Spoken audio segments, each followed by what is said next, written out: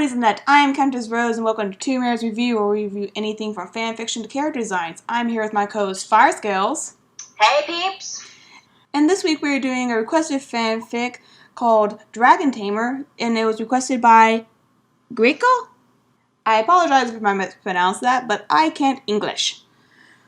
So, Fire Scales, would you like to give us a quick synopsis of this rather cute little story? Well, it's going to be the quickest one ever. Woo! We are dear little Spike, while it's kind of a slice of life where he is envying the abilities of unicorns or even ponies altogether because he's feeling downtrodden in pony society since he's a dragon. He doesn't know how he fits or where he'll go in life. And basically, Nightlight, Twilight Sparkle's father, makes a great and valiant effort to try and include Spike and be a father to a dragon. Yes. Yay. And it's adorable. Oh my gosh. It was very cute. Yeah, it kind of gives a possible window into what Spike, as a very young child, might have been going through being raised by a family of ponies. I have not actually read a lot of stories where it includes Twilight's parents, but I actually really enjoyed this. Twilight Velvet actually made a very short cameo, but she was very sweet and motherly.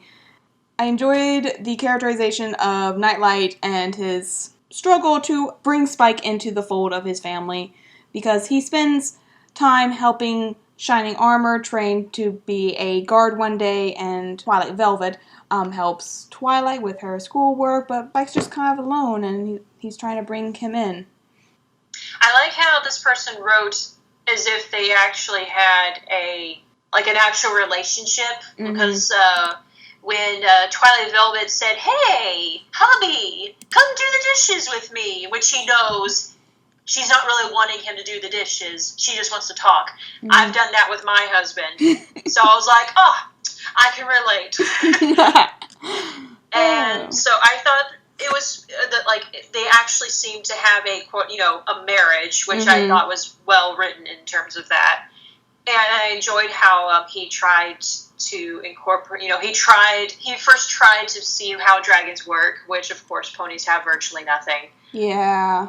The bare necessities do not always work. No, especially when they're not even available. Yeah, because, Nightlight went through this arc of, okay, well, I gotta tame a dragon. Because he kind of thought, he saw Spike as different, and then, when he started interacting with him on a more personal level, he's he's not all that different from my own kid, so it's just yeah, he's mine. I'm in charge of him. I'm going to take care of him. I'm going to nurture and help him grow.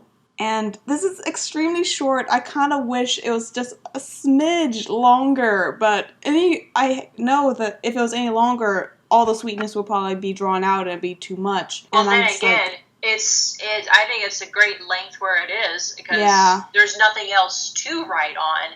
And then if the writer added anything else, it would just be unnecessary fluff. Yeah, it's that sweet spot of, it's not too much, it's not too little, it just gives enough that your readers are happy with the story, but they want more. Which means they'll come back for your next story and your next story. And it's just so cute, and the cover art for this story is just adorable. I wish you had the source image for this, because adorableness is adorable. For once, I actually like how Spike looks. Yeah.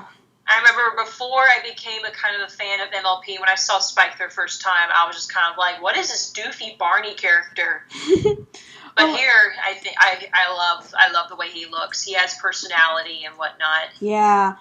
He kind of looks like, this might sound weird, but he kind of looks like a merge between current Gen Spike and Gen 1 Spike, if you know what he looks like. Yeah. And it's he's kind of like a mesh of that, and it's adorableness, and I love it, and I wish they did a frame-by-frame animation for My Little Pony instead of Flash, because we could do so much more with character designs. We could do so much more facial expressions. Well, facial expressions can be expanded upon, it just takes more drawings, but still, Flash puppets can only do so much.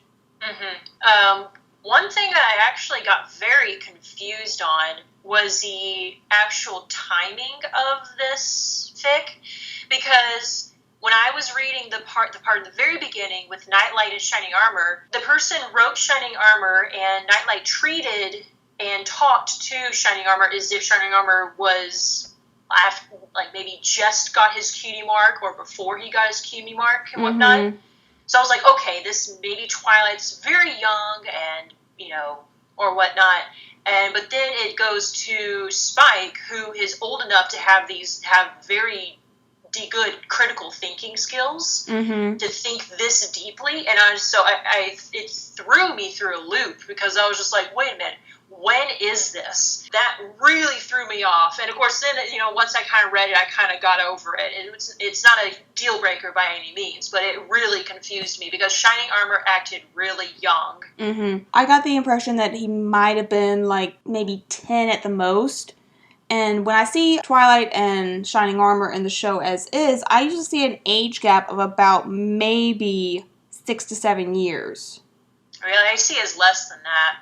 Like, I see Shining Armor is like mid-20s, Twilight is maybe late teens, and then Spike's like a 8-year-old for me. Because Spike was born when I'm going to guess Twilight was maybe 7-ish.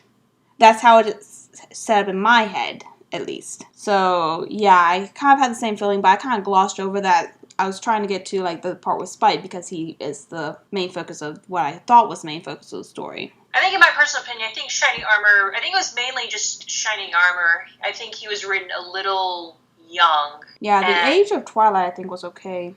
Yeah, I mean, Twilight had so little. Yeah, she had no speaking lines, and it was established that it was after she had become Celestia's prize pupil. Yeah. Because Twilight Velvet would help her with her assignments. But yeah, that's really my only gripe. Very small gripe.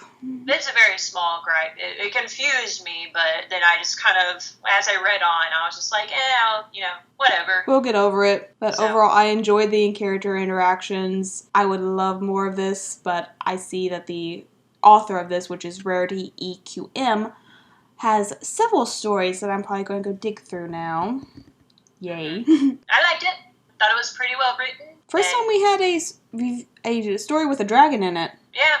And, I thought in a very short writing, there was good development in both Nightlight and Spike, mm-hmm. which is something quite difficult to do. So, yeah. Kudos on that. I like it. Yay!